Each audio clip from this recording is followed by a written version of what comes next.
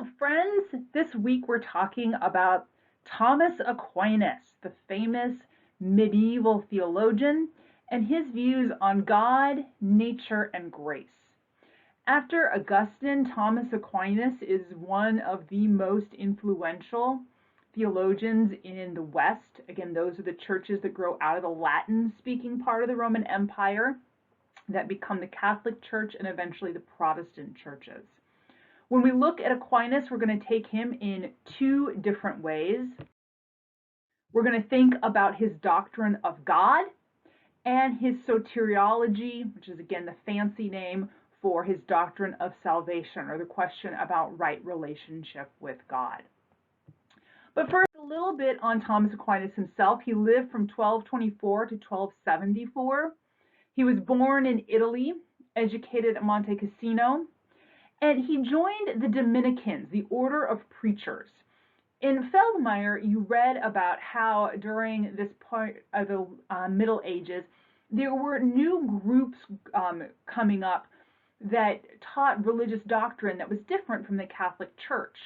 And one of the responses was the creation of new monastic orders, and the Dominicans were one of those.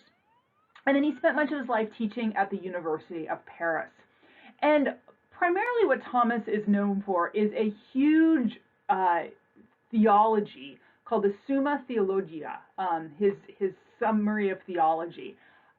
It's a compendium of kind of every theological question and answer that Thomas could think of, and you read just a little bit of that. He wrote other things besides, but that is kind of the great work of his life.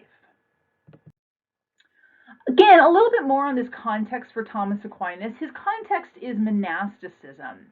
We touched on this briefly earlier, but just a reminder that in the early church, it grows largely in response to the toleration of the church in the Roman Empire. So there were people who felt like, again, that toleration was making Christianity too easy, was not asking enough of people anymore.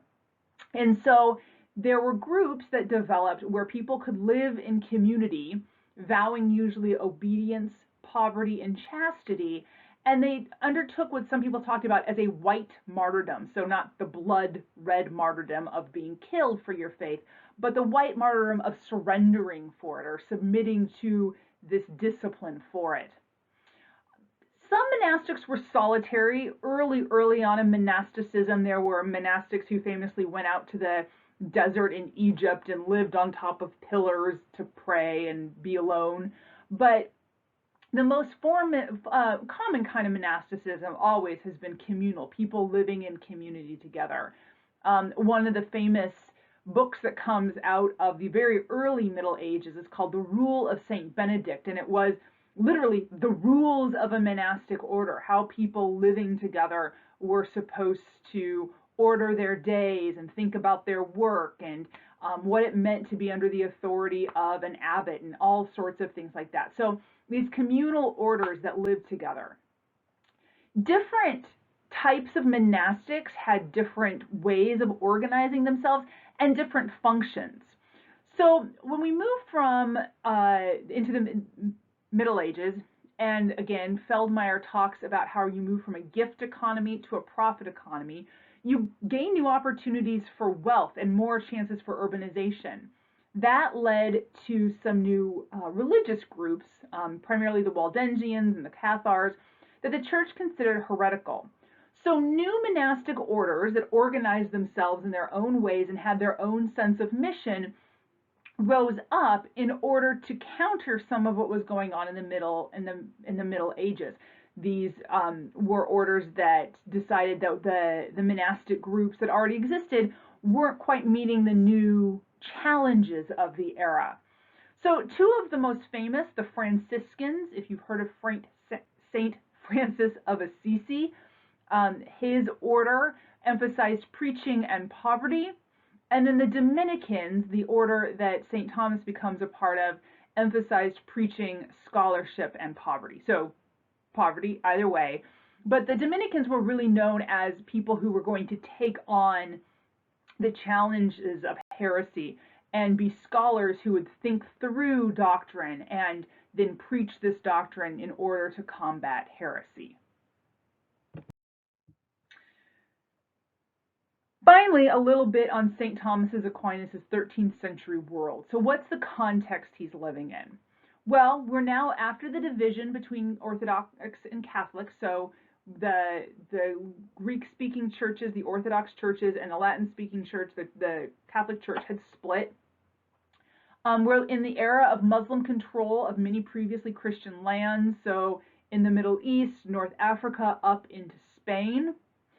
Much of Western Europe during Thomas's time was united by Catholic Christianity, so there was a sense of a shared Christendom or a shared sense of a Christian civilization.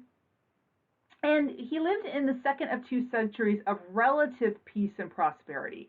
So there hadn't been famine or plague for about 200 years. So people felt generally, for that time, pretty good about the world. You may remember when we felt that way about the world. That's how Thomas Aquinas felt, right? There had been relative stability. Another thing that was true of his time is that old works and new ideas were coming back into circulation. So after the fall of the Western Roman Empire, there had been a period where a lot of learning had just been sort of lost. The bonds of civilization had fallen apart, learning had disappeared, and Thomas lived during a time where some of those ideas were coming back in new ways. So these included Greek patristic writers. Remember, patristic means the fathers of the church. So those Greek writers that we've been talking about are now coming back into circulation. Aristotle is coming back into circulation. And particularly Aristotle comes back through Europe through Muslim and Jewish scholars. The Crusades and then the spread of Islam had created lots of tension between Christians and Muslims, but it also brought new ideas back through as Muslims in places like the Middle East, in North Africa, encountered these ancient thinkers. They used them in their work. Those ideas got transmitted through Spain up into the rest of Europe. So Thomas was acquainted with thinkers that, say, 300 years before in Western Europe, they just would have had no access to. So all of which is to say, he's living in a fairly theologically robust time, a time where it's possible to imagine that the world is, if not good, Thomas is still going to say that it's fallen, but that things are pretty well. One more note on this, Thomas Aquinas is one of those figures that gets known by his first name. So sometimes people will call him Aquinas, sometimes people will just say Thomas. If you ever hear the term Thomistic, I may actually use that. That refers to something coming out of Thomas or Thomas's thought. So Thomas, Aquinas, Thomistic, all about the same guy. All right, when we come back, we're going to talk about his doctrine of God.